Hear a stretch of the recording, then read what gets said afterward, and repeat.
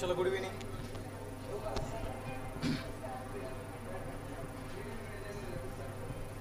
पुढे येणार आहे. पुढे येऊन बसा ना. या पुढे या. तुम्ही या इथं. चला इथे या. इथं हा माझा आवाज तुमच्यापर्यंत क्लिअर आहे. इथे येऊन बसा.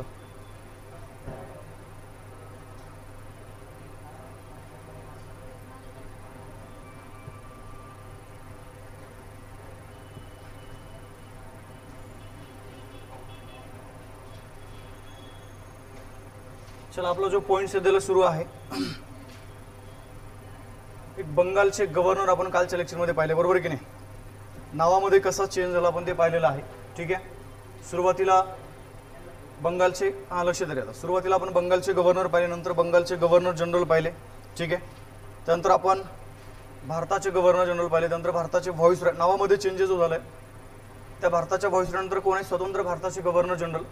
आणि त्यानंतर मग त्या ठिकाणी कोण आहे, भारताचे राष्ट्रपती. अगदी आपण क्रम तो पाहिलेला आहे. मग सुरुवातीला लक्षात ठेवायचं बंगालचा गव्हर्नर आहे 1773च्या कायद्याने. हा बंगालचा गव्हर्नर कोण झाला, बंगालचा गव्हर्नर जनरल झालाय. ठीक आहे. त्यानंतर 1833च्या कायद्याने बंगालचं गव्हर्नर जनरल कोण झालाय, भारताचं गव्हर्नर जनरल. त्यानंतर 1833 नंतर 1858चा कायदा, भारताचा गव्हर्नर जनरल कोण झालाय, भारताचा व्हाईसरॉय झालाय. आणि इथं आपण जर बोला 1947च्या कायद्याने भारताचा व्हाईसरॉय कोण झाला, स्वतंत्र भारताचा गव्हर्नर जनरल. मग पहिला शेवट आपण पाहिलेला आहे. ठीक आहे. बंगालचा पहिला गव्हर्नर कोण सांगितलं तुम्हाला मी, रॉबर्ट क्लाइव्ह. शेवटचं कोण आहे, वॉरेन हेस्टिंग्ज आहे.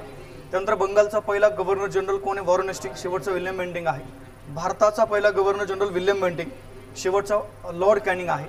पहिला व्हाईसरॉय लॉर्ड कॅनिंग. शेवटचा व्हाईसरॉय लॉर्ड माउंटबॅटन आहे.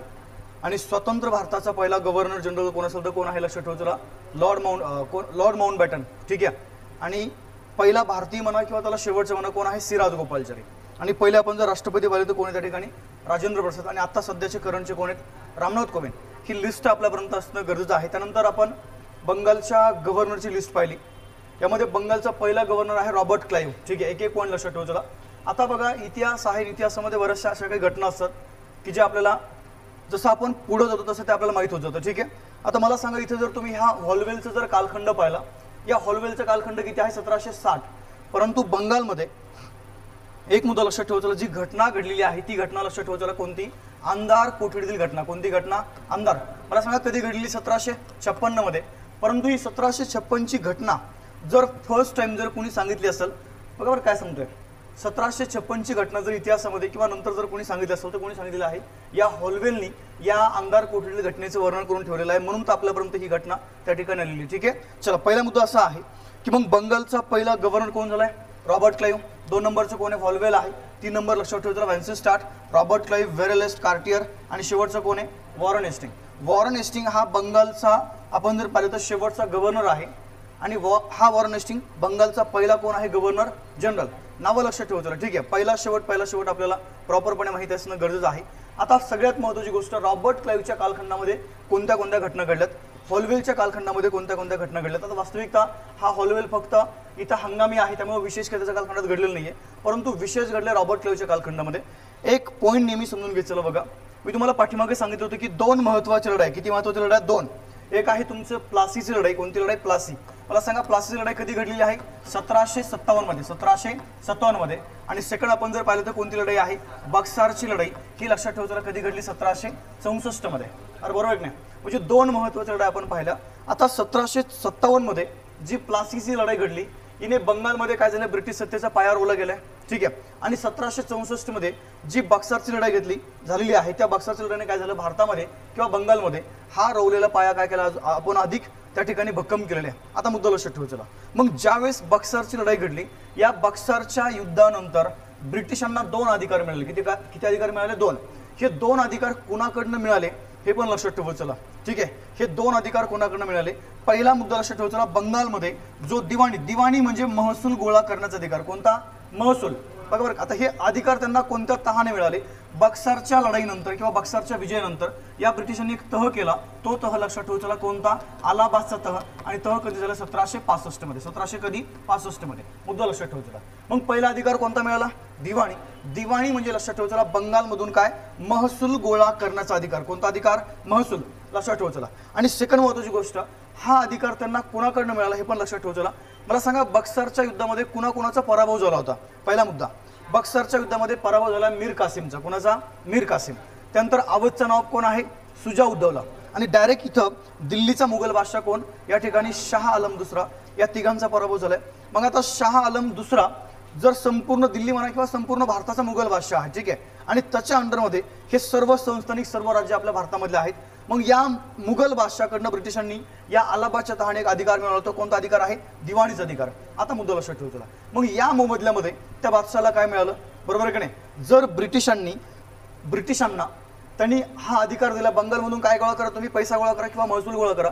मग या मोबदल्यामध्ये इथं शाह आलमला ब्रिटिशांनी काय केलं? अलाहाबादच्या तहाने अवध मधला एक जिल्हा, त्या जिल्ह्याचं नाव लक्षात ठेवतो. कोणता जिल्हा? कोरा जिल्हा. कोणता जिल्हा? कोरा. हे नावं तुम्हाला कधी कधी परीक्षेमध्ये विचारले जातील. बघा बरं काय सांगतोय, मुद्दे लक्षात ठेवतो मी काय सांगतोय. अलाहाबादच्या तहाने ब्रिटिशांना बंगालमध्ये अधिकार मिळाला. कोणता अधिकार? दिवाणी. दिवाणी म्हणजे पैसा गोळा करण्याचा अधिकार. म्हणजे कोणता? महसूल गोळा करण्याचा अधिकार. अधिकार दिलाय कोणी? शाह आलमने. ठीक आहे. आता शाह आलमने अधिकार का दिला? कारण की शाह आलम कुठला बादशाह आहे? भारताचा बादशाह. ठीक आहे. आणि जर भारताचा तो बादशाह असेल तर त्याच्या अंडरमध्ये सर्व राज्य आहेत. ठीक आहे. आणि इथं त्या बक्सरच्या युद्धामध्ये त्याचा पराभव झालाय. कोणाचा? मुघल बादशाहचा. मग जर मुघल बादशाहांनी ब्रिटिशांना बंगालमध्ये दिवाणीचा अधिकार दिला तर त्या मोबदल्यामध्ये ब्रिटिशांनी काय केलं? बघा, त्याला अवध मधला एक जिल्हा दिला. तो म्हणजे कोणता जिल्हा? कोरा जिल्हा. कोणता जिल्हा? कोरा. हा झाला पहिला मुद्दा. सेकंड मुद्दा असा आहे, या ब्रिटिशांनी बघा बंगालमध्ये अजून एक अधिकार मिळवला. कोणत्या तहाने? अलाहाबादच्या तहाने. परंतु अधिकार मिळवला कोणाकडनं? आता एक मुद्दा लक्षात ठेवतो बघा. 1764 जी बक्सरची लढाई घडली त्यावेळेस बंगालचा नवाब होता कोण? मीर जाफर. कोण आहे? मीर जाफर. नावं थोडेसे लक्षात ठेवण्याचा प्रयत्न करत चला. मीर जाफर. पर दुसरी महत्त्वाची गोष्ट, एक मुद्दा लक्षात ठेव. सर्वांनी टेलिग्राम चॅनल जॉईन केलंय का? बरं, तिथली PDF घेतली सर्वांनी? ऑनलाईन वाले पोरा तुम्ही PDF घेतली का रे? पहिला मुद्दा लक्षात ठेव चला. जे ऑनलाईन वाले आहेत त्यांनी टेलिग्राम चॅनल जॉईन करा. तिथून इथं इतिहासाची PDF ऑलरेडी तुम्हाला तिथं टाकलेली आहे. ती PDF तुम्ही तिथून डाउनलोड करा. त्याचे झेरॉक्स मारा, ते तुमच्या समोर ठेवत चला. म्हणजे आपल्याला लिहायचा ताण काय होतं त्या ठिकाणी वाचून जाईल. ठीक आहे. आणि काय झालं बघा, एक तर पहिला मुद्दा तुम्हाला अजून बी सांगतो, जे ऑनलाईन आहेत त्यांच्यासाठी एक गोष्ट तुम्ही नेहमी लक्षात ठेवत चला, जरा सूचनांचं पालन करत चला. ठीक आहे. तुम्हाला आम्ही सांगतोय काय, तुम्ही वेगळंच त्या ठिकाणी अंडरस्टँडिंग करून घेताय. एक मुद्दा लक्षात ठेवत चला. आता लिंक सेंड करा. ठीक आहे.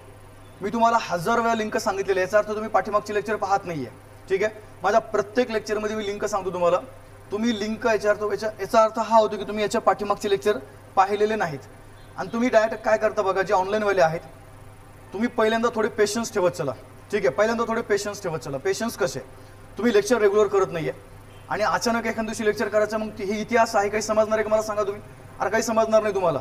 तुम्ही 8 दिवसातून एक लेक्चर करता, डबलमध्ये कमेंट करता, आम्हाला समजत नाही सर, आम्हाला खूप स्पीड जास्त होतोय. लेखा त्यासाठी तुला रेग्युलर लेक्चर करावं लागतील. इथे 8 दिवसात एकदा लेक्चर करायला पुन्हा तू कमेंट करून पुन्हा पूर्ण सिस्टम या ठिकाणी डिस्टर्ब करू शकत नाहीये. ठीक आहे.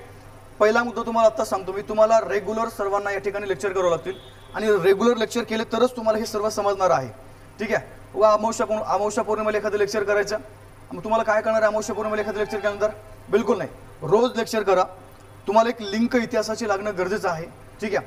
आणि मी तुम्हाला अजूनही सांगतो, एक गोष्ट लक्षात ठेवू चला, इतिहास तुम्हाला एक्झाम पुरता समजून घ्यायचा आहे. अजून पण लक्षात ठेवतो माझे वाक्य काय ते, आपल्याला स्पीड हाच मेंटेन ठेवावा लागणार आहे. ठीक आहे. जर इतकं जर दमाने जर इतिहास शिकवायचं म्हणलं ना, तर तुम्हाला सांगतो तुम्ही पण म्हातारे व्हाल आणि मी पण म्हातारा होऊन जाईल. इतिहास पाहतोय आपण भारताचा, समजतंय का? तुमच्या परीक्षा होऊन जातील, सगळं होऊन जाईल, तरी पण तुमचा इतिहास संपणार नाहीये. विनाकारण बावटपणा करू नका. आत्ताच तुम्हाला सांगतोय मी. तुम्ही जर म्हणले खूप दमाने घ्या, मी दमाने घेतो, पण याच्यानंतर मला असं कोणी डबल कमेंट करायची नाही की सर आता इतिहास खूप दमाने चाललाय आणि मग आमच्या परीक्षेच्या वेळेला आमचा विषय अजून संपलेला नाहीये, डबल ती कोणी कमेंट करायची नाहीये. एक गोष्ट तुम्ही नेहमी लक्षात ठेवू चला, या विषयातले बारकावे आम्हाला माहित आहेत. कोणता विषय किंवा कोणता पॉईंट किती स्पीडनं घ्यायचा, कोणत्या पॉईंटपाशी किती थांबायचं, हे बरोबर आम्ही त्या ठिकाणी घेऊन जातोय. तुम्ही फक्त एक गोष्ट लक्षात ठेवू चला, प्रॉपरपणे लेक्चर करा. ठीक आहे. आणि प्रॉपर लेक्चर करून त्याचे थोडं नोट्स काढण्याचा प्रयत्न करा आणि पाठीमागं काय विचारलं गेले परीक्षेला ते एकदा समजून घ्या. विनाकारण उठलं सुटलं कमेंट करायची, उठलं का कमेंट करायची, सर समजत नाहीये, कसं काय समजत नाहीये? 70,000 पोरांना समजते, तुला एकट्याला जर समजत असेल तर आत्ता स्पर्धा परीक्षा रिमूव्ह करून टाकतो. ठीक आहे. आत्ताच सांगतो तुम्हाला काय ते. एक गोष्ट तुम्ही नेहमी लक्षात ठेवू चला, आपल्या ॲप्लिकेशनला जवळजवळ किती मुलं आहेत? सर्व 70,000 मुलं आहेत. किती? 70,000. आणि एकही विद्यार्थी असा नाही की त्याला हा कोणताही विषय असू द्या, मग त्यामध्ये इतिहास असेल, मराठी असेल, गणित असेल किंवा बुद्धिमत्ता, कोणताही विषय असू द्या, तो त्याला समजत नाहीये.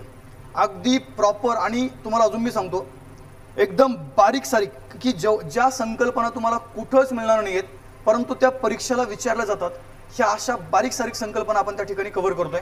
आणि जर ह्या संकल्पना आपल्याला जर कव्हर करायच्या असतील तर एक्झॅक्ट लक्षात ठेवत चला, आपल्याला त्यासाठी कोणता पॉईंट महत्त्वाचा आहे, कोणता पॉईंट महत्त्वाचा नाही आहे. आता मला सांगा, मी तुमच्या आत्तापर्यंत युद्ध घेतले, 3 युद्ध पाहिले आपण. कोणते युद्ध पाहिले? कर्नाटक युद्ध, त्यानंतर बंगाल पाहिलं, आणि कोणतं पाहिलं अजून? इंग्रज मराठा. 1984.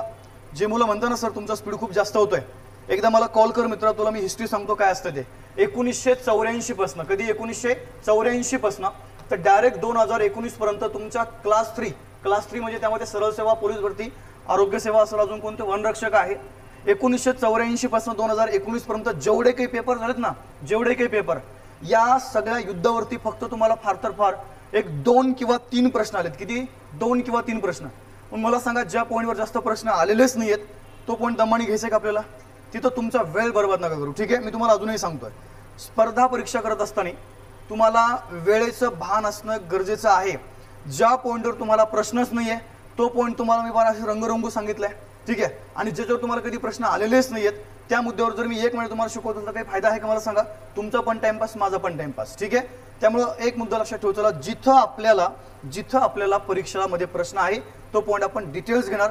आता हे आपण जे पाहतोय ना, हे बंगालचे गव्हर्नर जनरल, 1001% सांगतो तुम्हाला, ह्या पॉईंटवर तुम्हाला जास्तीत जास्त प्रश्न आहेत. नंतर तुम्ही बघा 1857चा रिव्हॉल्ट आहे, जास्तीत जास्त प्रश्न आहेत. तुम्हाला राष्ट्रीय काँग्रेसचे 3 कालखंड, मवाळ, जहालानी, कोणता, गांधीयुग, जास्तीत जास्त प्रश्न आहेत. आपण तिथं जास्त वेळ देणार, इथं जास्त वेळ आपल्याला द्यायचा नाही. ठीक आहे, आणि ज्यांना असं वाटतं की सर आम्हाला एकदम डिटेल्समध्ये पाहिजे तर मित्रा, राज्यसेवेची बॅच जॉईन करा माझी. ठीक आहे, राज्यसेवेची बॅच जॉईन करा. त्या राज्यसेवेच्या बॅचमध्ये तुम्हाला मी हिस्ट्री असा करून देतो तुम्ही कल्पनाही करू शकत नाहीये. ठीक आहे, एक मला सांगा, हे तुमचं एक युद्ध सांगायला मला कमीत कमी 3-3, 4-4 तास लागते. पण बॅच कोणती आहे? राज्यसेवेची. आपण जर सरळ सेवेची परीक्षेची तयारी करतोय तर त्या परीक्षेला अनुसरून आपल्याला प्रत्येक गोष्टीवरती आपला फोकस पाहिजे. समजतंय? चल आपण पुन्हा आपल्या मुद्द्याकडे येतोय. हा, काय म्हणताय? टेलिग्रामचं नाव,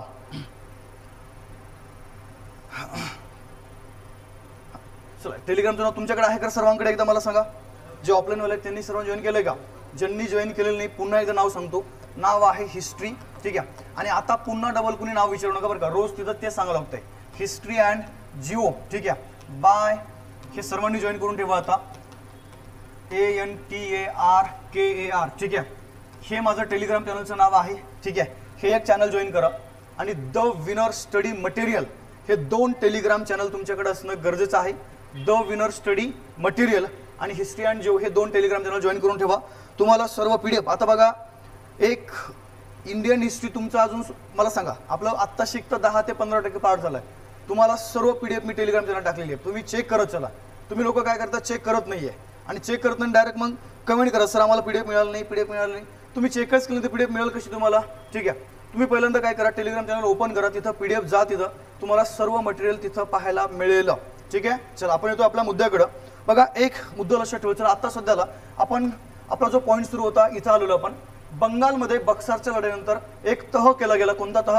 अलाहाबादचा तह. आणि अलाहाबादच्या तहाने मुघल बादशाहकडनं ब्रिटिशांना बंगालमध्ये कोणते अधिकार मिळाले? दिवाणीचे अधिकार. दिवाणी म्हणजे लक्षात ठेवायचा महसूल गोळा करण्याचे अधिकार.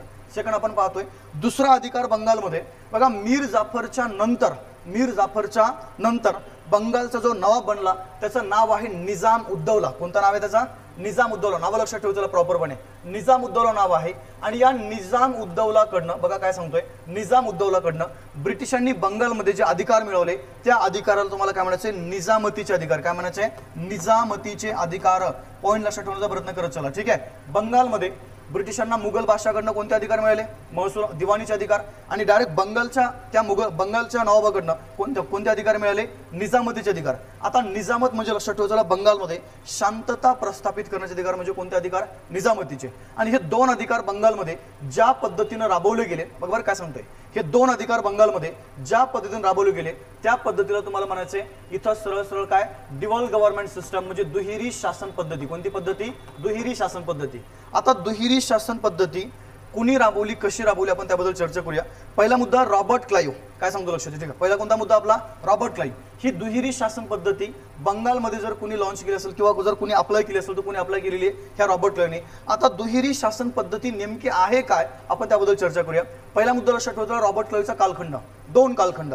पहिला कालखंड 1757 ते 1700 किती 60 आणि सेकंड कालखंड लक्षात ठेवतो 65 ते किती 67. आपण चर्चा करू आता पहिल्या कालखंडाबद्दल. बघा पहिल्या कालखंडामध्ये इथं भारतात नेमकं काय काय घडलं त्याबद्दल आपण चर्चा करू.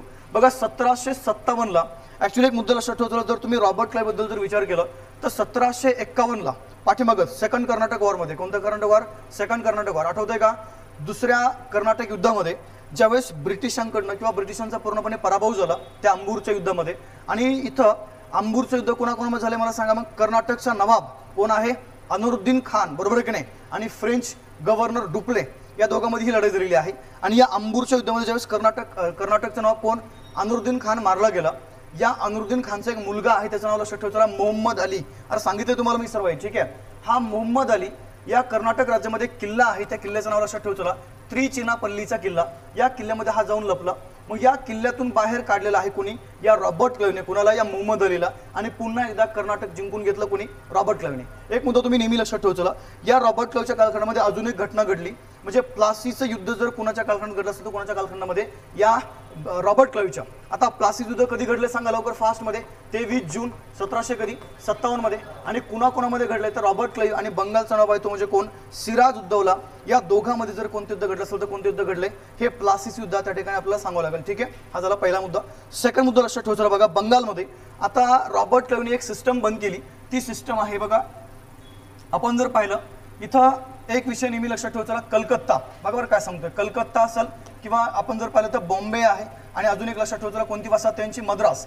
आता एक सिंपल मुद्दा लक्षात ठेवतो, आपण जर कलकत्त्याचा विचार केला, फक्त कलकत्त्यामधले जे सैनिक आहेत, बरोबर काय सांगतोय? फक्त कलकत्त्यामधले सैनिक, बॉम्बे पण नाहीये आणि मद्रास पण नाहीये. फक्त कलकत्त्यामध्ये सैनिकांना काय केलं जायचं बघा, या ठिकाणी दुहेरी भत्ता दिला जायचा. कोणता भत्ता? दुहेरी भत्ता. आता मुद्दा लक्षात ठेवायचा. मग हा दुहेरी भत्ता बॉम्बेच्या सैनिकांना लागू नव्हता आणि मद्रासच्या सैनिकांना त्या ठिकाणी लागू नव्हता. तर या रॉबर्ट क्लाइव्हने काय केलं, ह्या दुहेरी जो काही भत्ता दिला जातोय कलकत्त्याच्या सैनिकांना, हा दुहेरी भत्ता काय केला? सरळ सरळ त्यांनी रद्द करून टाकला. आता मुद्दा लक्षात ठेवायचा. मग दुहेरी भत्ता रद्द कोणी केला? रॉबर्ट क्लाइव्हने. आणि मग ह्या दुहेरी भत्ता रद्द केल्यामुळं या बंगालमधील सैनिकांनी किंवा कलकत्त्यामधील सैनिकांनी या रॉबर्ट क्लाइव्हच्या विरुद्ध एक उठाव केला आणि त्या उठावाला म्हणायचं श्वेत उठाव. कोणता उठाव? श्वेत. आता श्वेतचा अर्थ लक्षात ठेवायचा. श्वेत म्हणजे काय? पांढरे. ओके. आणि हे ब्रिटिश सैनिक आहेत म्हणजे कसे थोडे पांढरे आहेत ना, आपल्यापेक्षा गोरे आहेत ते, म्हणजे सरळ मुद्दा लक्षात ठेवायचा. आणि अजून एक मुद्दा असा आहे की असा पहिला गव्हर्नर कोण? रॉबर्ट क्लाइव्ह, की ज्याच्या विरुद्ध भारतामध्ये ब्रिटिश सैनिकांनी उठाव केला. तो म्हणजे कोणता उठाव? श्वेत उठाव. तुम्हाला बऱ्याचदा परीक्षेमध्ये प्रश्न विचारला जाईल की खालीलपैकी श्वेत उठाव कुणाच्या कालखंडात किंवा कुणाच्या विरुद्ध केला, तर कुणाच्या विरुद्ध केलेला आहे? रॉबर्ट क्लाइव्हचा पहिला कालखंड, ठीक आहे. आता दुसऱ्या कालखंडामध्ये आपण येतोय बघा. दुसरा जर तुम्ही कालखंड पाहिला तर बक्सारच्या युद्धानंतर आता कंपनीच्या हातामध्ये, बघा काय सांगतोय, बक्सारच्या युद्धानंतर कंपनीच्या हातामध्ये आता सरळ सरळ दिल्ली आलेली आहे. ओके. त्यानंतर बंगाल तर पूर्णपणे आलायच. आता अजून एक मुद्दा लक्षात ठेवायचा, अवध पण आहे, बरोबर आहे की नाही. त्यानंतर कर्नाटक पण आलेला आहे, त्यानंतर हैदराबाद पण आलेला आहे. आता एवढा मोठा भूप्रदेश जर कंपनीच्या अंडरमध्ये आलाय आणि मुद्दा लक्षात ठेवायचा, जर एवढ्या मोठ्या भूप्रदेशाचं प्रशासन जर आपल्याला चालवायचं असेल तर नेमकं आता हे प्रशासन कुणाच्या हाती द्यायला पाहिजे. म्हणून पुन्हा एकदा काय केलं, या रॉबर्ट क्लाइव्हला बंगालचा गव्हर्नर त्या ठिकाणी नेमलं गेलेले. मग सेकंड कालखंडामध्ये या रॉबर्ट क्लाइव्हने जी सिस्टम भारतामध्ये अप्लाय केली ती सिस्टम कोणती आहे? डिवल गव्हर्नमेंट सिस्टम, जिला आपण नाव देऊया दुहेरी शासन पद्धती. नाव लक्षात ठेवायचं. पहिला मुद्दा असा आहे की दुहेरी शासन पद्धती रॉबर्ट क्लाइव्हने नेमकं कोणत्या प्रांतात लागू केली, तर कोणता प्रांत आहे? बंगाल प्रांत, ठीक आहे. आता बघा बरं का, तुम्हाला कधी कधी परीक्षेमध्ये असा प्रश्न येतोय आणि आता खूप बारकाईने समजून घ्यायचं, ठीक आहे. जे मुलं म्हणतात जास्त स्पीड होतोय, लेखांना आता लक्षात ठेवायचं, इथं जास्त स्पीड होणार नाहीये, कारण की इथं तुमच्यासाठी महत्त्वाचे मुद्दे आहेत, ठीक आहे. मग दुहेरी शासन पद्धती जर कोणत्या प्रांतात जर लागू केली असेल तर कोणत्या प्रांतामध्ये? बंगाल प्रांतामध्ये. कधी लागू केलेली आहे? 1765 मध्ये. बरोबर काय सांगतोय. आणि जर कुणी जर लागू केली तर कुणी लागू केली आहे? या रॉबर्ट क्लाइव्हने. एक माझा मुद्दा लक्षात ठेवायचा, मी तुम्हाला आत्ताच सांगितलंय, दुहेरी शासन पद्धती कोणत्या तह अंतर्गत लागू केली? कोणता तह सांगा लवकर? अलाहाबादचा तह. कोणता तह? अलाहाबाद. या अलाहाबादच्या तहाने ब्रिटिशांना 2 अधिकार मिळाले. एक आहे तुमचं कोणता अधिकार? दिवाणीचा अधिकार. सेकंड कोणते? निजामत. आता पहिला मुद्दा लक्षात ठेवायचा, मी काय सांगतोय, कंपनी जी आहे EIC आपण जिला म्हणतोय, मला सांगा यांच्याकडे जास्त सैन्य आहे का भारतामध्ये? बिलकुल नाहीये, सैन्य नाहीये. मग जर यांना भारतामध्ये इथं दुहेरी शासन पद्धती लागू करायची आहे तर त्यासाठी जास्त मनुष्यबळ लागेल, बरोबर आहे का नाही? आणि मनुष्यबळ लागेल तर लक्षात ठेवतो या रॉबर्ट क्लायने काय केलं, इथं ह्या मनुष्यबळासाठी इथं जबाबदार पकडलं कोणाला? बंगालच्या नवाबाला. माझा मुद्दा लक्षात ठेवायचा, हे सर्व माणसं त्यांनी यूज केली कोणाची? बंगालच्या नवाबाची. कारण की आता लक्षात ठेवायचं इथं बंगालमध्ये 2 अधिकार याला मिळाले रॉबर्ट क्लायला. पहिला अधिकार कोणता? दिवाणीचा. आणि सेकंड कोणता अधिकार आहे या ठिकाणी? निजामतीचे अधिकार. पहिला मुद्दा लक्षात ठेवा, पहिला कोणता आहे? दिवाणी, आणि सेकंड कोणता? निजामतीचे अधिकार. अधिकार कोणाला मिळाले? ब्रिटिशांना. RC म्हणजे कोण? रॉबर्ट क्लाय म्हणजे कोण? ब्रिटिश लोक. आता मुद्दा लक्षात ठेवायचा. मग या दुहेरी शासन पद्धती अंतर्गत मला सांगा हे जे दिवाणीचे अधिकार दिले गेले हे कुणी दिलेत? मला सांगा लवकर.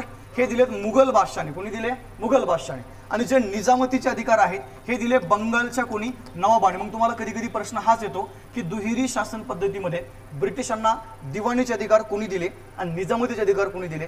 जर दिवाणी म्हणत अधिकार कोणी दिले? मुघल बादशाहाने. ओके. आणि जर निजामती म्हणत अधिकार कोणी दिले? बंगालच्या नवाबाने हे त्या ठिकाणी अधिकार या ब्रिटिशांना दिलेले 1765च्या कोणता तह? अलाहाबादचा तह. आता हे 2 अधिकार त्यांनी ज्या पद्धतीने राबवले तर आपल्याला काय म्हणायचे? दुहेरी शासन पद्धती. पॉईंट लक्षात ठेवायचा. आता इथं जर दिवाणी अधिकार जर म्हणलं तर हे अधिकार नेमकं कोणत्या कामाचे? तर मग सरळ सरळ बंगालमधून काय करणे? पैसा गोळा करणे. म्हणजे काय करणे? कर गोळा करणे. आता मुद्दा असा आहे मग हे निजामतीचे अधिकार म्हणजे कोणते? बंगालमध्ये शांतता प्रस्थापित करणे. पण विषय लक्षात ठेवायचा आता मग ह्या रॉबर्ट क्लाइव्हकडं जास्त इथं मनुष्यबळ आहे का? बिलकुल नाहीये. मग मनुष्यबळ जर नाहीये तर रॉबर्ट क्लाइव्हने काय केलं बघा, बंगालमधून महसूल गोळा करण्यासाठी इथं अधिकारी नेमले नवाबाचे. कोणाचे अधिकारी नेमले? नवाबाचे. आणि त्यांच्यावर जबाबदारी टाकली, तुम्ही काय करून द्या बंगालमधून या ठिकाणी महसूल गोळा करून द्या. म्हणजे दुहेरी शासन पद्धतीमध्ये बंगालमध्ये आता दोघांचं प्रोसेस सुरू झालं. एक झालं कोणाचं? ब्रिटिशांचं, आणि सेकंड कोण लक्षात ठेवतो त्या ठिकाणी? नवाबाचं. कारण की आता अधिकार कोणाकडे आहेत? ब्रिटिशांकडे. परंतु जबाबदारी आहे का त्यांच्याकडे? नाहीये. जबाबदारी आहे कोणाकडे? सरळ सरळ या नवाबाकडे. याला म्हणायचे दुहेरी शासन पद्धती. पहिला मुद्दा लक्षात ठेवायचा. मग या बंगालमधून महसूल गोळा करण्यासाठी या रॉबर्ट क्लायने पहिला अधिकारी नेमला ज्याचं नाव आहे राजा सिताब राय. काय? राजा सिताब राय. अजून एक नाव लक्षात ठेवायचं, राय दुर्लभ. हे नाव तुम्हाला त्या ठिकाणी माहित असणं गरज आहे. बघा जर तुम्ही थोडंसं जर पुढे गेले 1772 मध्ये एक गव्हर्नर आला आपला, त्याचं नाव काय? Warren Hasting. या वॉरन हेस्टिंगने काय केलं? ही दुहेरी शासन पद्धती रद्द केली आणि दुहेरी शासन पद्धती रद्द करून बंगालमधून महसूल गोळा करण्यासाठी हे जे 2 अधिकारी होते ना यांना त्यांच्या पदावरनं बाजूला काढलं गेलं आणि डायरेक्ट बंगालमधून महसूल गोळा करण्यासाठी 1772 मध्ये त्यांनी एक नवीन अधिकारी निर्माण केले किंवा एक नवीन पद निर्माण केलं. आणि ते तुमचं पद कोणतं होतं? जिल्हाधिकारी. ज्याला आपण काय म्हणतोय? ज्याला आपण म्हणतोय कलेक्टर म्हणतोय. काय म्हणतोय? कलेक्टर. मुद्दा लक्षात ठेवतो काय तो. एक पॉईंट तुम्हाला प्रॉपरपणे समजून घ्यायचा आहे. आता हे कायदे पाहत असताना कायद्याचा पण आपण पुढे अभ्यास करूया. परंतु इथं पहिला मुद्दा असा आहे की बंगालमध्ये महसूल गोळा करण्याचे अधिकार कोणाला मिळाले? ब्रिटिशांना.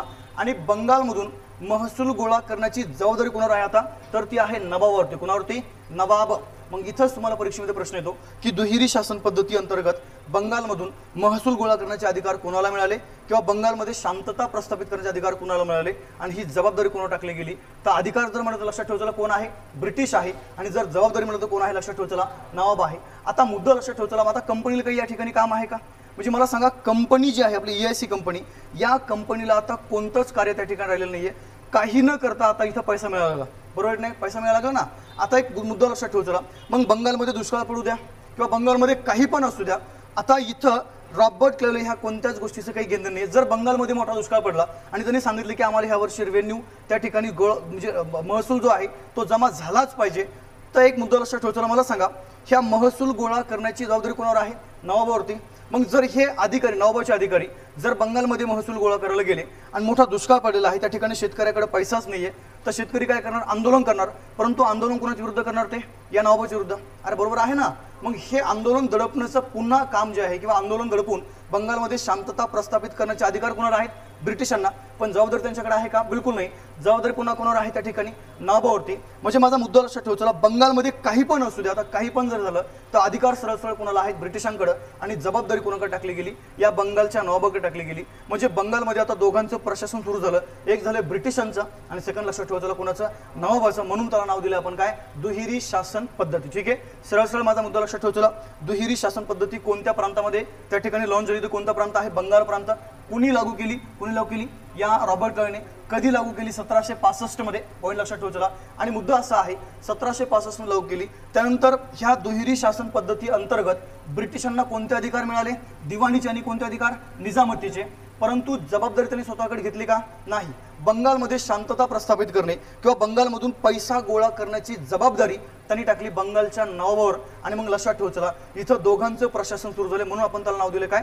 दुहेरी शासन पद्धती. ठीक आहे. चला मला सांगा इथपर्यंत कोणाला काही अडचण आहे का? बोला फास्ट मध्ये. दुहेरी शासन पद्धतीमध्ये याच्या बाहेर तुम्हाला परीक्षेमध्ये प्रश्न विचारला जाणार नाहीये. एवढेच पॉईंट करा. याच्या बाहेर आतापर्यंत कधी प्रश्न गेलाय ना कधी प्रश्न इथं जाऊ शकतो. ठीक आहे. चला फास्ट मध्ये कमेंट करा. इथपर्यंत कोणाला काही अडचण आहे का? लवकर.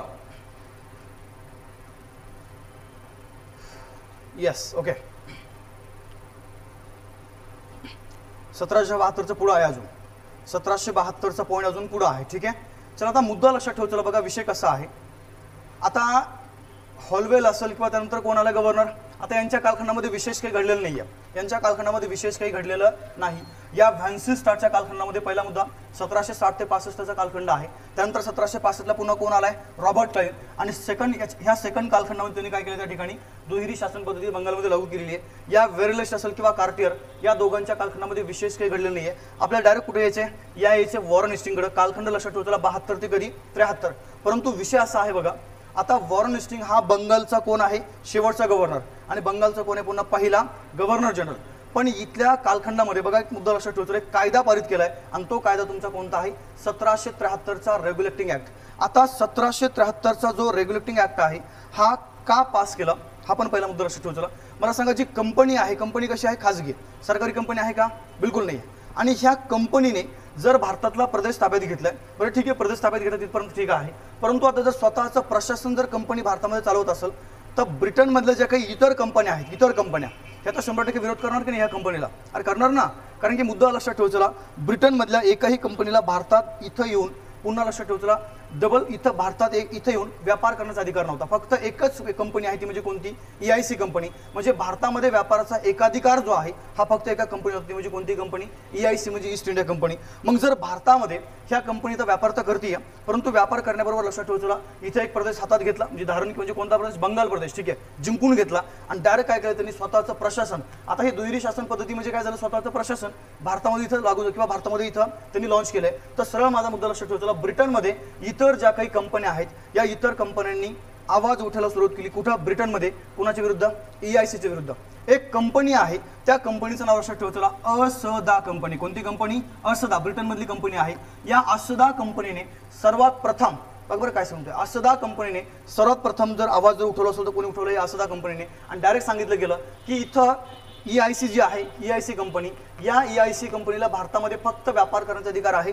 तिथला प्रदेश धारण करण्याचा किंवा तिथल्या राजकारणामध्ये हस्तक्षेप करण्याचा अधिकार नाहीये.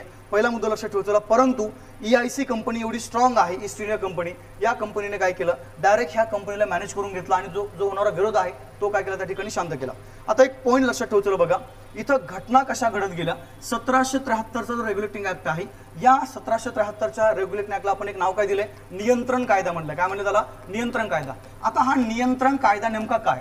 पहिला मुद्दा लक्षात ठेवू. किंवा हा कायदा नेमकं गरज करण्याची म्हणजे हा कायदा पार्लमेंटला पास करण्याची किंवा तो कायदा करण्याची गरज का पडली? हा पण एक मुद्दा आहे. ठीक आहे. आता एक सरळ आणि सिंपल मुद्दा लक्षात ठेवायचा बघा.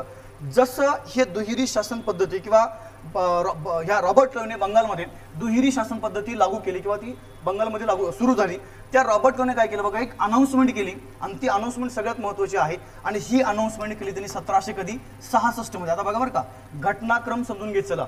माझा एक मुद्दा तुम्ही नेहमी लक्षात ठेवतो. एक कंपनी आहे XYZ कंपनी आपण बघूया भारतातली. आता एक कंपनीचं नाव कोणतं कंपनी आपण बघूया? जिओ कंपनी. कुठली आहे? आपल्या भारतामधली. आता ह्या जिओ कंपनीने बघा ज्यावेळेस आपण तिला परवानगी दिली की तुम्ही फक्त नेपाळमध्ये जा आणि नेपाळमध्ये काय करा? फक्त व्यापार करा. काय करा? व्यापार करा. इथं तुम्ही नेपाळमधल्या कोणत्याही राज्याच्या तिथल्या अंतर्गत राजकारणामध्ये हस्तक्षेप करू शकत नाहीये. परंतु जिओ कंपनीने काय केलं बघा? नेपाळमध्ये गेली, तिथल्या अंतर्गत राजकारणामध्ये हस्तक्षेप केला, नेपाळमधला काही प्रदेश ताब्यात घेतला. ठीक आहे. आणि डायरेक्ट ते प्रदेश ताब्यात घेऊन तिथं स्वतःचं प्रशासन सुरू केलं. तिथल्या जनतेवरती भयंकर अन्याय केला, भयंकर अत्याचार केला. मला सांगा एक मुद्दा असा आहे, जर आता या कंपनीच्या विरुद्ध त्या नेपाळमध्ये जर उठाव झाला, आता बघा काय सांगतोय, उठाव कोणाच्या विरुद्ध झालाय? या कंपनीच्या विरुद्ध. कोणत्या कंपनीच्या विरुद्ध? जिओ. आता एक सरळ मुद्दा लक्षात ठेवायचा, जरी जिओच्या ह्या जिओ कंपनीचा विरुद्ध बंगालमध्ये त्या नेपाळमध्ये उठाव झालाय, परंतु फायनली आपण जर विचार केला तर इथं आंतरराष्ट्रीय लेवलला हा उठाव कोणाच्या विरुद्ध झालाय मला सांगा? भारताच्या विरुद्ध. कोणाच्या विरुद्ध झालाय? भारताच्या विरुद्ध. अरे कळतंय काय चाललंय? जरी कंपनी खाजगी आहे, कंपनी सरकारी आहे का? नाही, कंपनी कशी खाजगी, आणि त्या खाजगी कंपनीच्या विरुद्ध उठाव झालाय या नेपाळमध्ये. परंतु मुद्दा लक्षात ठेवायचा, जर आपण फायनल जर पाहिलं तर या नेपाळमध्ये इथं नाव जे आहे कोणाचं बदनाम होतंय? भारताचं नाव बदनाम होतंय. आता पहिला मुद्दा, मग जर भारताचं नाव जर नेपाळमध्ये बदनाम होत असेल किंवा जर खराब होत असेल तर भारतामधलं जे सरकार आहे, आता उदाहरणार्थ आपण बघू या ठिकाणी कोणतं सरकार आहे? तुमचं बीजेपी सरकार. अरे बरोबर आहे ना? आणि इथं विरोधी पक्ष कोणता आहे? तुमचा काँग्रेस. सरळ सरळ लक्षात ठेवायचं. तर हे काँग्रेस काय करणार इथं आपल्या पार्लमेंटमध्ये? सरळ सरळ या बीजेपीवरती टीका करणार. काय करणार? टीका करणार. आता मुद्दा लक्षात ठेवायचा. आणि बीजेपी जे आपले जे लीडर आहेत ते म्हणजे कोण या ठिकाणी? नरेंद्रभाई मोदी. पॉईंट लक्षात ठेवतो कसा आहे तो? नरेंद्रभाई मोदी. आता मुद्दा असा आहे, आणि ह्या सरकारला म्हणजे बीजेपी सरकारला जर सर्वात जास्त फंडिंग जर कोण करते तर कोणती कंपनी करते? जिओ कंपनी करते. मुद्दा लक्षात ठेवतो. मग बीजेपी सरकार या कंपनीला नाराजही करू शकत नाहीये आणि नाराज तर करू शकत नाहीये, पण लक्षात ठेवायचं यांना पण शांत करू शकत नाही, कारण की साहजिक आहे ना. ठीक आहे, जर आपल्या भारतातली एखादी खाजगी कंपनी इतर देशामध्ये जाते, तिथल्या लोकांवर अन्याय करते, अत्याचार करते, तर ओव्हरऑल या कंपनीचं नाव खराब होत नाही. खराब कोणाचं होत आहे? भारताचं. आणि आंतरराष्ट्रीय लेवलला एक मुद्दा लक्षात ठेवायचा, ज्यावेळेस तुम्ही दबाव टाकला जातोय, हा दबाव सरळ सरळ कोणावर टाकला जातोय? भारतावरती टाकला जातोय. आता माझा मुद्दा लक्षात ठेवायचा, मग भारतातले जे काही विरोधी पक्ष आहेत हे टीका कोणावर करणार? बीजेपीवरती. बरं, दुसरा मुद्दा असा आहे की जर इथले पंतप्रधान यांनी जर कंपनीवरती नियंत्रण टाकण्याचा प्रयत्न केला तर कंपनी काय करते? पंतप्रधानाची किंवा सरकारची जी काही फंडिंग आहे ती फंडिंग कमी करते. म्हणजे दोन्ही पण बाजूने काय झालंय, आता ब्रिटनचं जे सरकार आहे हे सरकार काय झालं? थोडं अडचणीत आले. लक्षात ठेवायचं. आता इथं ब्रिटनबद्दल आपण जर चर्चा केली तर ही कंपनी आहे आपली कोणती company? EIC company. EIC company भारतामध्ये आली आणि येऊन तिने काय केलं? भारतातला एक प्रदेश या ठिकाणी धारण केला, तो म्हणजे कोणता प्रदेश? बंगाल प्रदेश. आणि डायरेक्ट स्वतःचं प्रशासन बंगालमध्ये लागू केलं. आता नुसतं प्रशासन लागू नाही केलं, यांनी काय केलं बघा? लक्षात ठेवायचं, बंगालमधील जनतेवर भयंकर अन्याय केले, भयंकर अत्याचार केले, आणि बंगालमधील जनतेने काय केलं? या कंपनीच्या विरुद्ध काय केलं? उठाव करायला सुरुवात केली. परंतु आपण लक्षात ठेवायचं, कधी कधी आपण सरळ सरळ बोलून टाकतो की आपल्या भारताचे राज्य कोणी केले? इंग्रजांनी केले. बरोबर की नाही?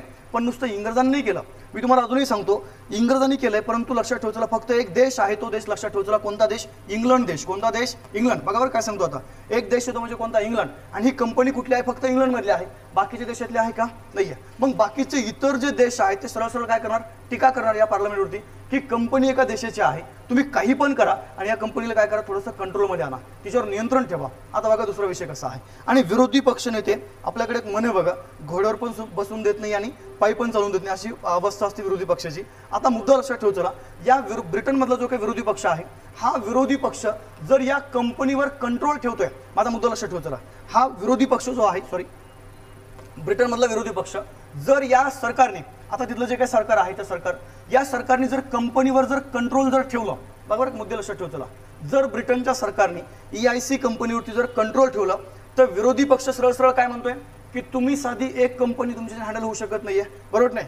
एक कंपनी तुमच्याने हँडल होऊ शकत नाही, तुम्ही अखंड हा ब्रिटन कसा सांभाळणार? तुम्ही राजीनामा द्या अंबाजोगाईसारखा. ते एक मोठा प्रॉब्लेम आहे. बरं चला, जर या कंपनीवरती नियंत्रण जर ठेवलं जात नाहीये किंवा नियंत्रण जर काही म्हणजे कोणतंच जर नियंत्रण ठेवलं नाही तर पुन्हा विरोधी पक्ष काय करतोय की एक कंपनी आपल्या इथल्या देशातली भारतामध्ये गेली आणि तिथल्या लोकांवरती भयंकर अन्याय अत्याचार करते. तुम्ही जर एका कंपनीवरती जर कंट्रोल जर ठेवू शकत नसाल तर तुम्ही अखंड आपला ब्रिटन कसं सांभाळणार? तुम्ही राजीनामा द्या बाजूसारखा. म्हणजे लक्षात ठेवायचं दोन्ही पण बाजूने काय झाले, आता ब्रिटनचं जे पार्लमेंट आहे हे पार्लमेंट पूर्णपणे या ठिकाणी काय झालं, आपण ज्याला म्हणतो ना एक गोत्यात सापडणे, तशी अवस्था कोणा झाली त्या पार्लमेंटची. आता मुद्दा लक्षात ठेवायचा, त्याच्यामध्ये अजून एक भर पडली, ती भर अशी आहे या रॉबर्ट क्लावच्या अनाउन्समेंटची. 1766 मध्ये रॉबर्ट क्लाव एक अनाउन्समेंट अशी होती बघा.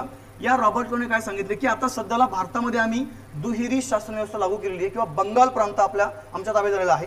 पुढच्या 5 वर्षामध्ये म्हणजे 1766 लक्षात ठेवतो 70-71 पर्यंत आम्ही बंगालमधून जवळजवळ 140 लाख पाऊंड, लक्षात ठेवायचं आपण कल्पना करू शकत नाहीये, 140 लाख पाऊंड रुपये आम्ही गोळा करणार. फक्त कुठून? या बंगालमधनं, फक्त एका बंगाल प्रांतामधनं.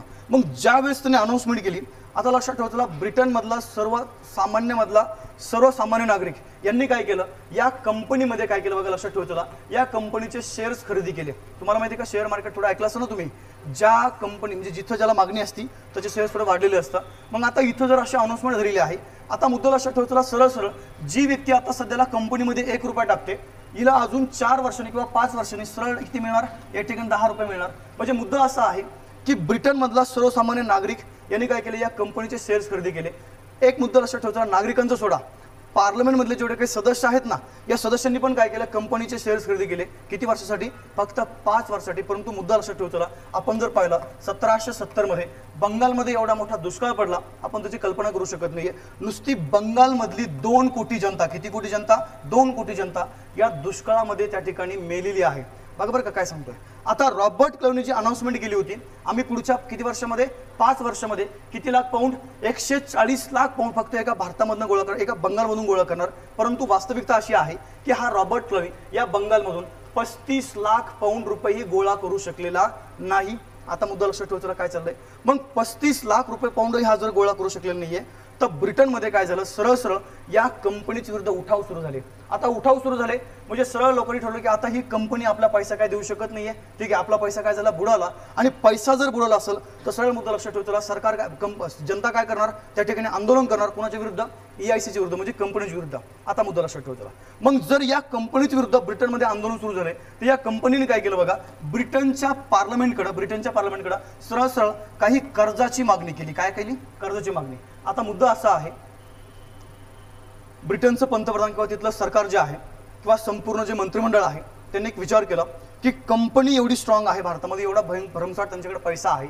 जर एवढा भरमसाठ पैसा जर असेल आणि जर रॉबर्ट क्लाउनी जर 5 वर्षामध्ये आपल्याला सांगत असेल किती लाख पाऊंड, 140 लाख पाऊंड आम्ही तुम्हाला देतोय, आणि जर ह्या कंपनीला ज्या लोकांनी यांचे शेअर्स घेतले होते ते परत करायलाही जर पैसे राहत नसतील तर ही कंपनी नेमकं भारतामध्ये काय करते, ह्या बाबीचा अभ्यास करण्यासाठी रॉबर्ट क्लाउनी काय केलं, या ठिकाणी कोणी, त्या ब्रिटनच्या पार्लमेंटनी एक कायदा केला. आणि तो कायदा लक्षात ठेवतो कोणता आहे, 1773चा रेग्युलेटिंग ऍक्ट. आता बघा कसा आहे मुद्दा, लक्षात ठेवतो, हा कायदा करण्याची गरज का पडली, हे असा सर्व सीन घडलेला आहे भारतामध्ये. म्हणजे कंपनीचं दिवाळा निघाला आपण असं म्हणतोय. ठीक आहे, म्हणजे भारतामधून एवढा पैसा जर काढला जात असेल किंवा एवढा पैसा या कंपनीला जर मिळत असेल आणि तरी पण कंपनी, ज्या लोकांनी ब्रिटनमध्ये कंपनीचे शेअर्स खरेदी केले होते त्या लोकांना पैसेही जर रिटर्न देऊ शकत नसेल तर मग नेमकं भारतात कंपनी काय करते, हा मोठा प्रश्न निर्माण झाला. कुठं, ब्रिटनच्या पार्लमेंट समोर. दुसरी महत्त्वाची गोष्ट लक्षात ठेवायचा, पुन्हा विरोधी पक्ष, ब्रिटनमधला विरोधी पक्ष तो त्या ठिकाणी सक्रिय झाला आणि डायरेक्ट त्यांनी सांगितलं की जर आता ही कंपनी सर्व ब्रिटनमधल्या नागरिकांचा काय करते, विश्वासघात करते, बरोबर आहे की नाही, संपूर्ण जनतेने काय केले, पैसा टाकला कंपनीमध्ये, आणि जर त्यांना त्यांचा 1 रुपयाही जर परत मिळत नसेल तर सरळ सरळ सरकारने काय करावं, राजीनामा द्यावा आणि बाजूला सरकावं, कंपनीचं काय करायचं आम्ही पुढे ठरवूया. ठीक आहे, अशा मोठ्या प्रसंग इथं ब्रिटनमध्ये झालेला आहे. आणि मग या बाबीचा अभ्यास करण्यासाठी किंवा इथं सरळ सरळ याच्यावर काहीतरी तोडगा काढण्यासाठी काय केलंय, ब्रिटनच्या पार्लमेंटने कायदा केला. आणि तो कायदा लक्षात ठेवला कोणता, 1773चा रेग्युलेटिंग ऍक्ट. ठीक आहे, चला आता हा कायदा करण्याची गरज का निर्माण पडली, अशा पद्धतीने हा कायदा करण्याची गरज निर्माण पडलेली आहे. तर या कायद्यामध्ये नेमकं काय काय प्रोव्हिजन आपण लक्षात ठेवायचं. पहिला मुद्दा लक्षात ठेवतो, हा जो कायदा आहे हा कायदा ब्रिटनच्या पार्लमेंटने पारित केलेला पहिला कायदा, पण कशावरती, कंपनीवरती नियंत्रण ठेवण्यासाठी पारित केलेला पहिला कायदा. तुम्हाला कधी कधी जर परीक्षेमध्ये प्रश्न आला की कंपनीवरती नियंत्रण ठेवण्यासाठी पारित केलेला पहिला कायदा कोणता, तर डायरेक्ट सांगा पहिला कायदा कोणता आहे, 1773चा कायदा. पण ज्याला आपण नाव काय दिले, नियंत्रण कायदा. मी तुम्हाला कालच्या लेक्चरमध्ये हे सर्व कायदे जे आहेत याचं मी एक वर्गीकरण दिलं होतं. नियंत्रण कायदे वेगळे, बरोबर आहे की नाही, तुमचे सुधारणा कायदे वेगळे, अरे बरोबर आहे ना, त्यानंतर तुमचे सुशासनाचे कायदे वेगळे, क्लिअर, त्यानंतर स्वातंत्र्याचा कायदा वेगळा, परिषदेचा कायदा वेगळा. आता मुद्दा लक्षात ठेवायचा, इथं आपण जर पाहिलं 1773चा कायदा आपल्याला समजून घ्यायचा आहे. प्रॉपर एक एक घटना आपल्यासाठी महत्त्वाची आहे. मला सांगा कायदा करण्याची गरज का निर्माण झाली, इथपर्यंत कोणाला काही अडचण आहे का, बोला, कमेंट करून सांगा. तुम्हाला समजलंय का रे, समजलंय का, थोडंसं हाय लेवलमध्ये गेलो आपण, बाकी काही झालं तर ठीक आहे. हे असं असतं, याच्यापेक्षा डिटेल्समध्ये असतं राज्यसभेला, याच्यापेक्षा डिटेल्स कुठं आहे, राज्यसभा सिलेबसमध्ये असतं. आणि एक एक पॉईंट तरी पण लक्षात ठेवतो, आपण इतकंही अजून डिटेल्समध्ये गेलेलो नाही. तर 1773चा जो रेग्युलेटिंग ऍक्ट आहे, हा ऍक्ट किंवा हा कायदा करण्याची गरज का निर्माण पडली, ह्याच्यावर कमीत कमी राज्यसभेच्या बॅचमध्ये 2 तास लेक्चर असतंय. कायदा बाजूला गेला, फक्त गरज का निर्माण पडली, किती तास लेक्चर आहे, 2 तासाचं, तरच ते विद्यार्थ्यांना प्रॉपरपणे समजतं. पण आता लक्षात ठेवायचं, इथं आपण जर पाहिलं की आता कायदा केलाय आणि कायद्याने काय केलंय, सरळ सरळ या कंपनीवरती नियंत्रण ठेवलंय. काय ठेवलंय, नियंत्रण. आता नियंत्रण 2 प्रकारचं, पहिला मुद्दा, नियंत्रण किती प्रकारचं, 2 प्रकारचं. एक आहे ब्रिटनमधलं नियंत्रण, दुसरं कुठलं नियंत्रण, भारतामधलं. आता एक पॉईंट लक्षात ठेवायचं, इथे एक मुद्दा असा आहे, मी तुम्हाला पाठीमागे सांगितलं होतं की ब्रिटनमध्ये कंपनीचे 2 बोर्ड, किती बोर्ड आहेत कंपनीचे, 2. एक लक्षात ठेवायचं BOD, BOD म्हणजे काय, बोर्ड ऑफ डायरेक्टर. आणि सेकंड लक्षात ठेव तुला BOP म्हणजे काय, या ठिकाणी बोर्ड ऑफ प्रोप्रायटर. आता प्रोप्रायटरचा विषय द्या सोडून, ठीक आहे, ते त्यामध्ये सर्व मालक लोक आहेत. परंतु भारतामध्ये जेवढा काही महसूल येतोय किंवा भारतामध्ये जे काही या ठिकाणी बदल होत आहे, हे बदल सरळ सरळ हा भारतातला जो काही गव्हर्नर आहे बंगालमधला किंवा त्या तीनही प्रांतामधला गव्हर्नर, हा गव्हर्नर डायरेक्ट पत्राद्वारे कोणाला कळवतोय, BODला. आता लक्षात ठेव तुला, आता इथं भारतामध्ये किती पैसा आला, भारतामधून किती पैसा मिळाला, त्यानंतर लक्षात ठेव तुला भारतामध्ये कोणत्या भागात कोणती पद्धत लागू केलेली आहे, या सर्व बाबी ज्या काय आहेत, ह्या सर्व बाबी या गव्हर्नर मार्फत कुपन देतात, या BOD मार्फत. आता लक्षात ठेव तुला, या BOD मध्ये येत आहे आणि BOD मध्ये आल्यानंतर मग तिथून पुढे जे काय असेल ते सुधारणा आहेत या BOD मध्ये केले जाते. मग आता मुद्दा लक्षात ठेव चला, या डायरेक्टरला इथं मग आता एक सिंपल मुद्दा लक्षात ठेवा बरं का, नियंत्रण कसं ठेवलंय. पहिलं नियंत्रण ब्रिटनमध्ये. आता हे नियंत्रण कसं आहे, एक शासकीय सचिव नेमला. शासकीय सचिव कोण नेमलाय, या BOD मध्ये. बघा आता शासकीय सचिवाचं काम काय, मग या भारतामधून जेवढे काही पत्र येत आहे, जेवढे काही या ठिकाणी भारतामधून डॉक्युमेंट येत आहे, हे डॉक्युमेंट पहिली महत्त्वाची गोष्ट कोणाकडे येणार, अगोदर येणार या शासकीय सचिवाकडे. कोणाकडे येणार, शासकीय सचिवाकडे. आणि शासकीय सचिवांनी ते सर्व डॉक्युमेंट पाहिल्यानंतर ते डॉक्युमेंट कुठे जाणार, आता ते जाणार डॉक्युमेंट कुठं, या बोर्ड ऑफ डायरेक्टरकडे. म्हणजे भारतामध्ये लक्षात ठेवा किती महसूल आलाय, की भारतामध्ये कोणत्या भागात कोणती पद्धती सुरू केलेली आहे, या सर्व बाबीचा आता लेखाजोखा पहिला कोण पाहणार आहे, शासकीय सचिव. आणि हा शासकीय सचिव होता ब्रिटनच्या पार्लमेंट सदस्य. कुठला सदस्य, ब्रिटनच्या पार्लमेंटचा. म्हणजे झालं पहिलं नियंत्रण प्रस्थापित झालं, ठीक आहे. आता मुद्दा असा आहे बघा, विषय नेहमी लक्षात ठेवण्याचा प्रयत्न करत चला. ह्या 1773च्या कायद्याने फक्त नियंत्रण प्रस्थापित केले. आता एक उदाहरण तुम्हाला मी सांगतो, या बंगालमध्ये सध्याला गव्हर्नर कोण आहे, रॉबर्ट क्लाइव्ह. आता रॉबर्ट क्लाइव्हने जर बंगालमध्ये कोणती शासन पद्धती सुरू केलेली आहे, दुहेरी शासन पद्धती. आता असंही होऊ शकतंय, या बंगालमध्ये रॉबर्ट क्लाइव्हला आता त्यांनी काय अनाउन्समेंट केलेली आहे, की पुढच्या 5 वर्षामध्ये किती लाख पाऊंड, 140 लाख पाऊंड ते आलेही असू शकतात, बरोबर की नाही. परंतु मुद्दा लक्षात ठेवायचा, जर इथं रॉबर्ट क्लाइव्हने 140 लाख पाऊंड जमा केले आणि 140 लाख पाऊंड जमा करून कुठे पाठवले, BODकडे पाठवले. परंतु जर कंपनीला, कोणत्या कंपनीला, EICला जर पार्लमेंटला जर कळवायचं नसेल, बघा हे खूप मोठं एक डिटेल्स मधला मुद्दा आहे. मला सांगा कंपनी कुठली आहे, ब्रिटनमधली. व्यापार कुठं करते, भारतामध्ये. मग जर ब्रिटनची कंपनी भारतामध्ये व्यापार करते, तर लक्षात ठेवायचं या कंपनीला काही टॅक्स पे करावा लागतो. कोणाला, ब्रिटनच्या सरकारला. कोणाला, ब्रिटनच्या पार्लमेंटला. मग कदाचित असंही होऊ शकतंय की ह्या कंपनीला स्वतःचा टॅक्स वाचवण्यासाठी कंपनीने असं खोटं नाटक केलं असू शकतंय की आम्हाला काहीच महसूल मिळाला नाही वगैरे वगैरे, होऊ शकतं की नाही. चला मग मुद्दा असा आहे की मग ह्या असं जर काही असेल तर हे डॉक्युमेंट पूर्णपणे आता कोण चेक करणार आहे, एक शासकीय सचिव. म्हणजे भारतामध्ये लक्षात ठेवायचं, जर बंगालमधून इथं 40 लाख जरी पाऊंड मिळाले तर पहिली महत्त्वाची गोष्ट, हे डॉक्युमेंट कोणाकडे जाणार, शासकीय सचिवाकडे. शासकीय सचिव म्हणजे लक्षात ठेवायचं कोणाकडे जाणार, ते पार्लमेंटकडे. बरं, हा रॉबर्ट क्लाइव्ह आहे, कंपनी आहे. कदाचित असा मुद्दा लक्षात ठेवायचा, या कंपनीने काय केलं, या शासकीय सचिवाला मॅनेज करून घेतला. बघा बरं काय सांगतोय, इथं गव्हर्नर आहे किंवा BOD आहे. आता समज या ठिकाणी असं आहे की या बंगालच्या गव्हर्नरनी, बंगालमधून आपण सरळ एक मुद्दा बघूया की इथं 4 कोटी जमा केले. किती कोटी जमा केले, 4. पण त्यांना काय करायचं, टॅक्स द्यायचाच नाही सरकारला, ब्रिटनच्या सरकारला टॅक्स द्यायचा नाहीये. मग यांनी काय केलं, या 4 कोटीमधले 1 कोटी रुपये मॅनेज केले आणि कुणाला देऊन टाकले, शासकीय सचिवाला. चला त्याला 1 कोटी मिळाले, तो काही पुढे डॉक्युमेंट काही वेगळे देणार आहे का, आता नाही ना. तो पण डायरेक्ट काय करणार, डॉक्युमेंट त्या ठिकाणी खोटे तयार करणार की नाही, खरोखर बंगालमध्ये किंवा भारतामध्ये कंपनी सध्याला खूप अडचणीत आहे आणि तिला 100% कर्ज देण्याची गरजच आहे. बघा बरं तुम्हाला काय सांगतो मी.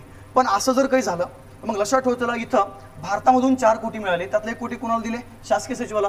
तो मॅनेज झाला तिथं. मग पुन्हा पहिल्यासारखंच चाललं. मग मुद्दा लक्षात ठेवायचा, जर इथं पण जर नियंत्रण ठेवलेलं आहे तर भारतामध्ये पण आता नियंत्रण कोणावर पाहिजे, या गव्हर्नरवर नियंत्रण पाहिजे. मग लक्षात ठेवायचं 1773च्या या कायद्याने, 1773च्या कायद्याने आपण जर पाहिलं तर इथं भारतासंदर्भात किंवा गव्हर्नर जनरलसोबत अजून एक नियंत्रण प्रस्थापित केलं आणि ब्रिटनच्या पार्लमेंटचे 4 सदस्य भारतात पाठवले गेले. आणि हे सदस्य असे होते, सरळ सरळ लक्षात ठेवायचं, गव्हर्नरच्या कामामध्ये मदत करण्यासाठी. फक्त नाव त्यांना दिलं गेलं की गव्हर्नरला आता भारतामध्ये कामाचा खूप लोड पडलाय आणि गव्हर्नरला या त्याच्या कामात सपोर्ट करण्यासाठी आम्ही 4 व्यक्ती पाठवतोय. ओके. आणि हे 4 व्यक्ती पहिल्यांदा इथं भारतामध्ये आले, त्याला म्हणायचे सरळ सरळ गव्हर्नर जनरलची कार्यकारी परिषद. आता हे 4 व्यक्ती कोणते, बार्वेल, मॉन्सन, फ्रान्सिस आणि कोणत्या ठिकाणी, क्लेवरिंग. आता मुद्दा लक्षात ठेवायचा, मी तुम्हाला काय सांगतोय, विषय असा आहे, BODचं कामकाज कोणाच्या अंडरमध्ये आले, शासकीय सचिवाच्या. म्हणजे ब्रिटनमधलं कामकाज संपलं. पण जर या गव्हर्नरनी याला जर मॅनेज केलं तर पुन्हा पहिल्यासारखंच होतंय.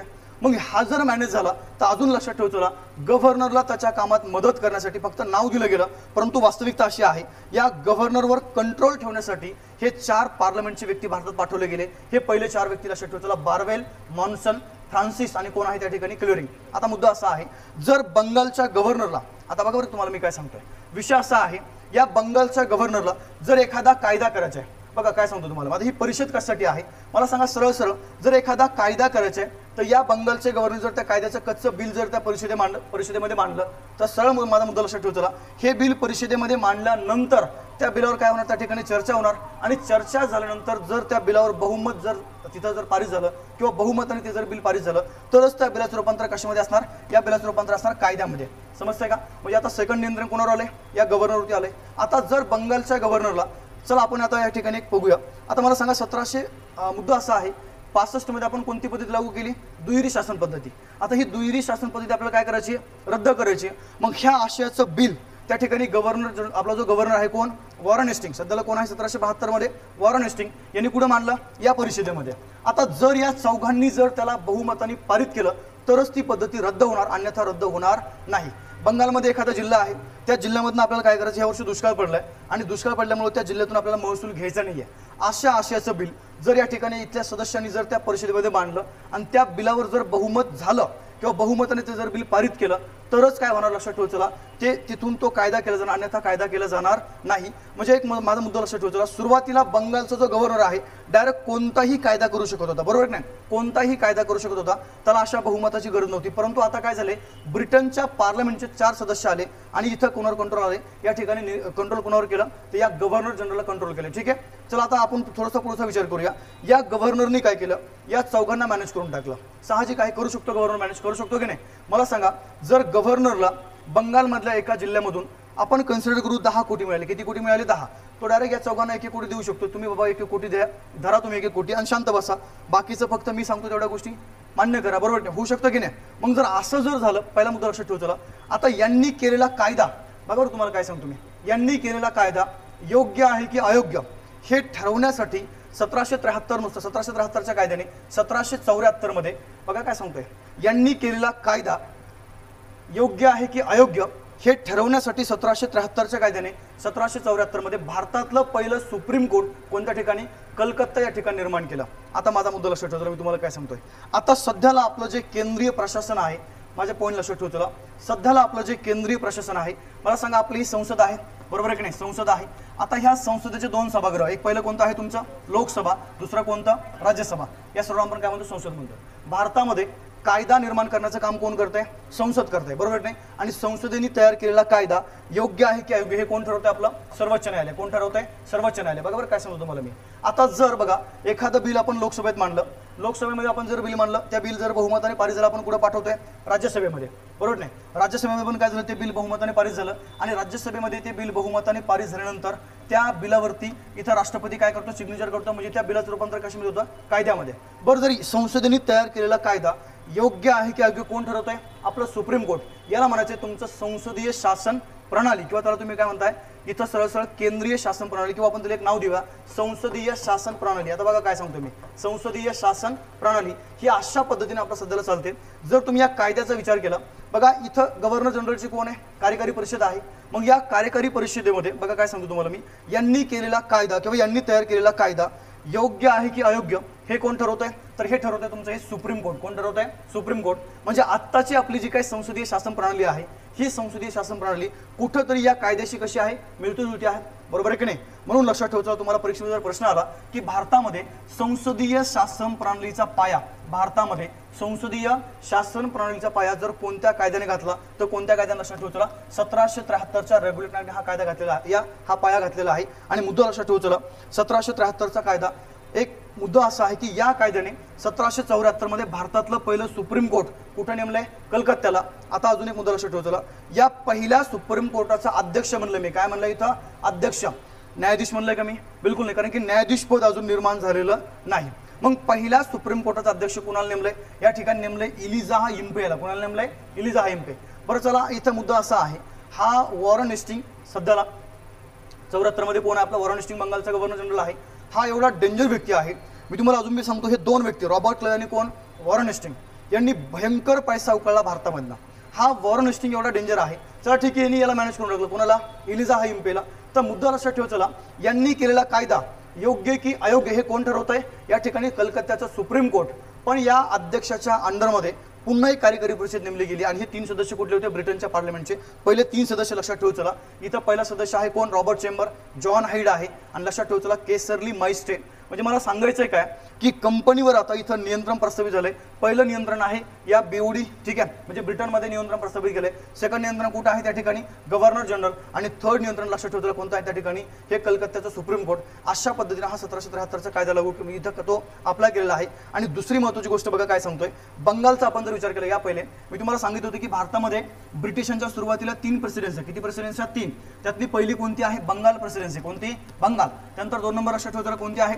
बॉम्बे प्रेसिडेन्सी. आणि 3 नंबर लक्षात ठेवताना कोणती? मद्रास प्रेसिडेन्सी.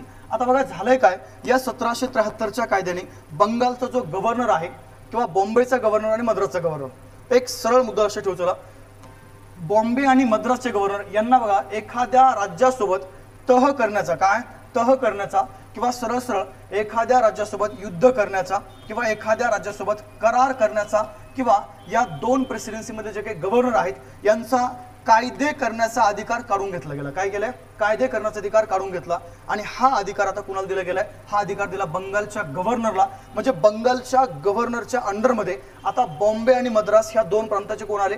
गव्हर्नर आले. म्हणून त्याच्या अधिकारामध्ये वाढ झाली. म्हणून त्याला नाव दिलं गेलं बंगालचा गव्हर्नर जनरल. अरे कळतंय का काय चाललंय? 8वा तिसरं इंग्रज मराठा युद्ध, ठीक आहे. मी तुम्हाला सांगितलं होतं तिसऱ्या इंग्रज मराठा युद्धामध्ये, सॉरी दुसरं इंग्रज मराठा युद्ध, बरोबर आहे की? दुसऱ्या इंग्रज मराठा युद्धामध्ये काय झालंय, या जो काही आपला बॉम्बेचे इंग्रज आहेत यांनी केलेलं तह कोणाला मान्य नाहीये? बंगालच्या गव्हर्नरला. त्यानंतर बंगालच्या गव्हर्नर जनरलने केलेलं तह कोणाला मान्य नाहीये? बॉम्बेच्या गव्हर्नर जनरलला. माझा मुद्दा लक्षात ठेवू चला, जर या बॉम्बेच्या गव्हर्नरला इथं कायदा करण्याचा अधिकारच नाही किंवा तह किंवा करार करण्याचा अधिकारच नाहीये, तर लक्षात ठेवू चला यांनी जर एखाद्या संस्थानासोबत जर करार केला किंवा तह केला तर हा तह रद्द करण्याचा अधिकार कोणाला आहे? त्या ठिकाणी बंगालच्या गव्हर्नरला. दुसरं इंग्रज मराठा युद्ध आठवा, त्यातला पहिला तुमचा कोणता तह? वसईचा तह, ठीक आहे. त्यानंतर 2 नंबर कोणता आहे? आपण भरपूर तह पाहिले, देवगावचा तह वगैरे काय असेल ते. म्हणजे मुद्दा असा आहे की आता 1773च्या कायद्याने बॉम्बे आणि मद्रास या 2 प्रांताचे गव्हर्नर कायदा, युद्ध आणि करार, ओके, ह्या संदर्भात आता पूर्णपणे कोणाच्या अंडरमध्ये आले? या बंगालच्या गव्हर्नरच्या. म्हणजे त्याच्या अधिकारामध्ये वाढ झाली. अधिकारामध्ये वाढ झाली म्हणून त्याला आपण नाव काय दिले? बंगालचा गव्हर्नर जनरल असं नाव दिले. आणि असा भारताचा किंवा बंगालबद्दल आपण चर्चा करू. बंगालचा पहिला गव्हर्नर जनरल कोण म्हणला? त्याचं नाव आहे वॉरन हेस्टिंग. कोण म्हणलाय? Warren Hasting. तर आपल्याला काय करू आता? आपल्याला या ठिकाणी डिटेल्समध्ये जी माहिती घ्यायची आहे ती कोणाची घ्यायची आता? वॉरन हेस्टिंग, ठीक आहे. परंतु 1773चा कायदा, एवढ्या सर्व घटना आपल्याला माहीत असणं गरजेचं आहे. कंपनीवरती नियंत्रण ठेवण्यासाठी पारित केलेला पहिला कायदा कोणता? 1773चा कायदा. त्यानंतर 1773च्या कायद्याने बघा भारतामध्ये प्रथम किंवा भारतातलं जे पहिलं सुप्रीम कोर्ट आहे 1774 मध्ये कोणत्या ठिकाणी? कलकत्त्याला. आणि पहिला सुप्रीम कोर्टाचा अध्यक्ष कोण आहे? इलिजा इम्पे त्याला नेमले. म्हणजे 1773च्या कायद्याचा उद्देश एकच आहे, कंपनीवर काय करणे? नियंत्रण ठेवणं. आणि हे नियंत्रण का ठेवायचं? कारण की एक मुद्दा असा आहे, कंपनीवर नियंत्रण का ठेवायचं? पहिला मुद्दा, कंपनी भारतामध्ये स्वतःच्या मनाप्रमाणे काही पण करायला लागली आहे. जसं त्या बंगालमध्ये रॉबर्ट क्लावने काय केले? दुहेरी शासन व्यवस्था लागू केलेली आहे, ठीक आहे. आणि अशा शासन व्यवस्थेमुळे जर ब्रिटनमध्ये किंवा ऑल वर्ल्डमध्ये जर ब्रिटनचं नाव जर या ठिकाणी खराब होत असेल तर कंपनीवरती आपलं नियंत्रण असणं गरजेचं आहे. मग इथं 3 प्रकारे नियंत्रण प्राप्त झाले. पहिलं नियंत्रण कोणतं आहे? ब्रिटनमधलं. हे जे काही बोर्ड ऑफ डायरेक्टर आहे हे बोर्ड ऑफ डायरेक्टर सरळ सरळ कोणाच्या अंडरमध्ये गेलं? इथं शासकीय सचिवाच्या. त्यानंतर आता गव्हर्नर जनरल जो आहे किंवा गव्हर्नर जो आहे हा गव्हर्नर या ठिकाणी या 4 सदस्यांच्या नियंत्रणाखाली आलाय. आणि शेवटी लक्षात ठेवू चला, हे सर्व जे कंपनीचं प्रशासन आहे. आता अजून एक मुद्दा तुम्हाला मी सांगतो, हे जे पहिलं सुप्रीम कोर्ट आहे हे पहिलं सुप्रीम कोर्ट कंपनीचं नव्हतं बरं का. हे सुप्रीम कोर्ट होतं पार्लमेंटचं. कुठलं होतं ते? पार्लमेंटचं. पहिला मुद्दा लक्षात ठेवू चला, हे जे सुप्रीम कोर्ट आपण नेमलेलं आहे 1774 मध्ये हे सुप्रीम कोर्ट होतं पार्लमेंटचं. आणि कंपनीने बघा काय सांगतोय, कंपनीने भारतामध्ये पहिल्यांदा इथं 1772 मध्ये न्यायालयीन व्यवस्था सुरू केली. पण कधी? 1772 मध्ये. पण ती कंपनीची ती वेगळी आहे. आता ही व्यवस्था ही कोणती आहे? सरळ सरळ ही लक्षात ठेवताना पार्लमेंटचं न्यायालय, ठीक आहे. आणि पार्लमेंटचं जर आहे तर मला सांगा मग हे कोणतं आलं? शासकीय न्यायालय आलं, बरोबर की नाही? म्हणजे इथं पण काय झालं? या ठिकाणी कंट्रोल जे आहे इथं नियंत्रण झाले. म्हणजे या 1773च्या कायद्याचा मेन उद्देश इथं कंपनीवरती काय करणं? नियंत्रण जे आहे हे नियंत्रण प्रस्थापित करणं हा त्याचा मेन उद्देश होता. आणि तो त्यांनी काय केलाय इथं जो काही आहे तो त्या ठिकाणी सफल केलेला आपल्याला पाहायला मिळतो, ठीक आहे. चला मला सांगा इथपर्यंत कोणाला काही अडचण आहे का? बोला लवकर. अरे काही अडचण आहे का? समजलं तुम्हाला? तुम्हाला समजलं का? जे ऑफलाईन आहेत त्यांना समजले का? बोला. काही अडचण आहे मॅडम? समजलंय का? बोला. काही अडचण आहे? 1773चा कायदा पूर्णपणे समजलाय? बोला.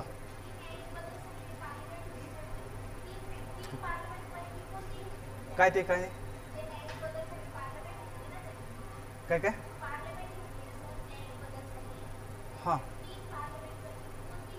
3 पार्लमेंट कोणत्या पार्लमेंट नाही त्या प्रेसिडेन्सी आहेत त्या बंगाल प्रेसिडेन्सीमध्ये बंगालमध्ये बॉम्बे आणि मद्रासचा सुरुवातीला काही विषय नव्हता डायरेक्ट सुरुवातीला कोणती प्रेसिडेन्सी बंगाल पार्लमेंट नाही त्याला प्रेसिडेन्सी म्हणा प्रेसिडेन्सी म्हणजे इलाखा ठीक आहे चला काही अडचण आहे का ठीक आहे